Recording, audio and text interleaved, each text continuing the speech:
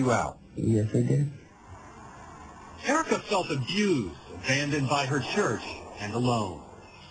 But what she couldn't have known was that it would be 4 more years before another Jehovah's Witness. This time, an elder 2,000 miles away would take a special interest in Erica's case. The elder had uncovered evidence, he says, that there were many more victims like Erica within Witness Kingdom Hall.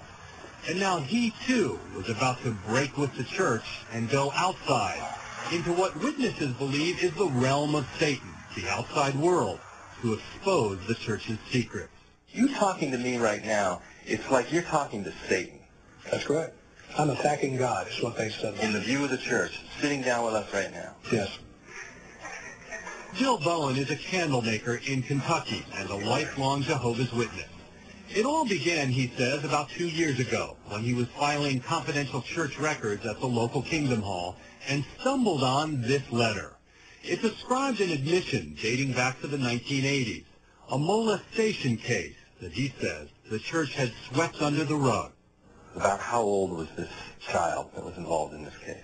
As I reviewed the material, it appeared to me she was about 11 years of age. And the admitted molester? A man Bowen knew well, a fellow elder who got only a slap on the wrist from the church and was never reported to police. Outraged, Bowen put a message on the internet to see if there were other similar cases. The response, he says, was an avalanche of pain and frustration. These were all Jehovah's Witnesses that had been molested and silenced within the church. Bill Bowen is not saying Jehovah's Witnesses have more molesters than any other religious group. The problem, he says, is how the church handles the cases that come to its attention. Like the case of Daniel Fitzwater, a Jehovah's Witness elder in Nevada. Bowen discovered that according to the church's own internal records, church officials knew of 17 girls who had accused Fitzwater of molesting them. But police say the church never passed that information on to them. Internalizing the pain, it really did. It started by me, I want to mess myself up, I want to make myself look as ugly as I can. I don't want any guys to hit on me. I don't want to be attractive to people. Both Paul Berry in New Hampshire and Daniel Fitzwater in Nevada ultimately were convicted of sexual crimes and are now in prison. But Bill Bowen says many others in the church accused of sexual abuse have never been reported to police. It's a claim he says he's heard, though not verified, from several hundred current and former church members. His conclusion? Disturbing, to say the least. It's a pedophile paradise within the organization. I believe that. What's the danger that you've been consumed by this to the point that you've blown it all out of proportion? I mean, pedophile paradise? Come on. I believe it with all my heart. There is a massive problem in the organization.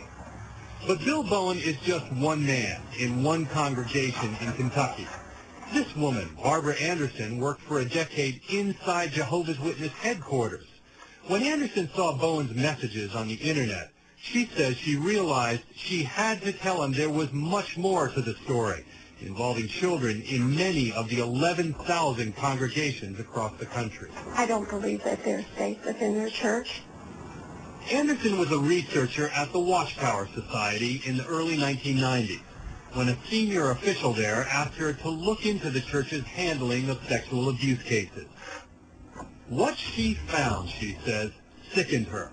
Hundreds of molestation cases on record, all kept secret in church files. Secret not only from the outside world, but from the members themselves, the families, the mothers, fathers, and children who trust the church is looking out for them. I believe that if they ask to see the congregation records, they will find that there are many envelopes with letters that discuss men or women in the congregation that were accused of molesting a child. Why would the church want to keep these cases secret and in-house? Anderson agrees that part of the problem is the church's distrust of the outside world, but she says it's not that simple. Anderson says when church elders investigate crimes like child molestation, they follow instructions that may prevent them from taking action, ancient instructions taken from the Bible itself. They basically use the scripture in 1 Timothy 5:19 that states you're not to make an accusation against an older man unless there are 2 or 3 witnesses. What are the odds that there are going to be 2 or 3 witnesses to an older man molesting an 8-year-old girl? No molester is going to have any witnesses, that's for sure. The sum in total of their investigation would be going to a pedophile and say, did you do it? Nope. Okay, guess we better go on then. Sorry we bothered you. Did he ask any questions? Bill Bowen says if you want to get an idea of how the church sweeps cases under the rug, Good afternoon, Watchtower. just listen to part of a conversation Bowen recorded a little over a year ago with an official in the Jehovah's Witness legal department. Good afternoon, legal department. Bowen called seeking advice on how to handle a suspected molestation case involving a young girl and her father.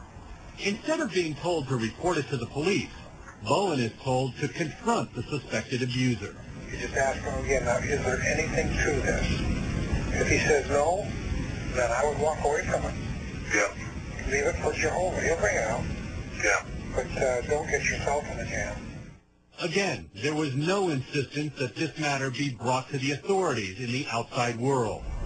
Bowen says he was so upset by the whole case, he resigned as a church elder and vowed to help abuse victims.